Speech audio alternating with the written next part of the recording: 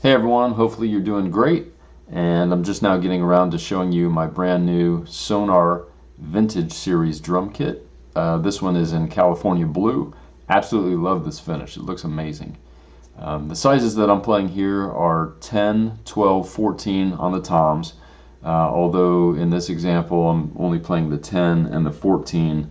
I rarely use the 12. I just like the contrast between the smaller drum and the larger floor tom. So sometimes I'll use the 12 depending on whatever recording I might be working on. But this is my primary recording kit now, and you'll notice that I've got the 10-inch tom tuned pretty high. It can go a lot higher and it can go a lot lower. It's a pretty versatile sounding drum, but I really like the sound of this 10-inch when you do rim shots with it.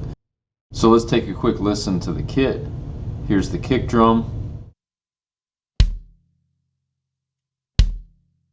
Here's the 10-inch. And here's the floor tom. Now you'll notice the 10-inch tom I have wide open with no dampening. The floor tom, I've got a little clip-on dampener that I like to use, and it just helps with the ringing a little bit. But overall, these drums are extremely even sounding. I really like how clean everything is.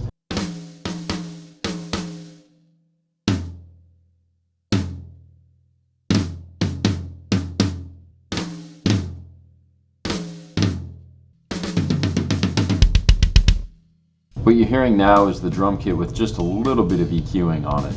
There's no effects like reverb or delay or anything like that. So typically this kind of sound is what I would give to an engineer or a producer that I'm working with, and this gives them the flexibility to add effects, to add compression, to change the sound of the drums however they want to fit into the music, however they see fit.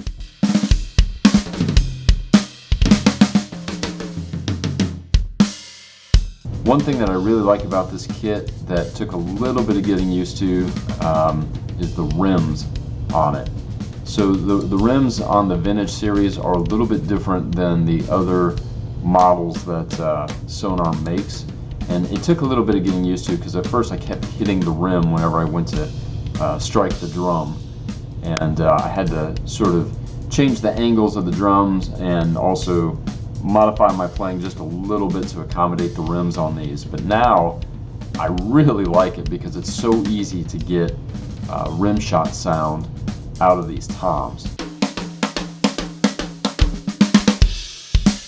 Keep in mind the sounds that you're hearing are the sounds that I would normally use for recording. If I'm doing something live, the tuning would probably be similar if the drums are mic'd.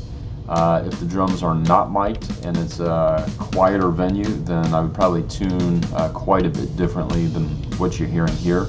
But as for the kick drum, for recording and for a mic'd live situation, I normally have the front head so loose that the lugs are almost ready to fall off.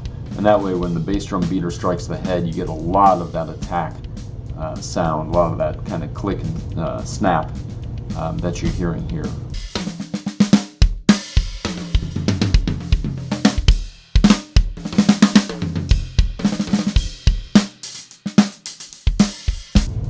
So there you go, that's my new kit. Can't wait to do some more recordings with these things, and hopefully I will have some new music to share with you soon.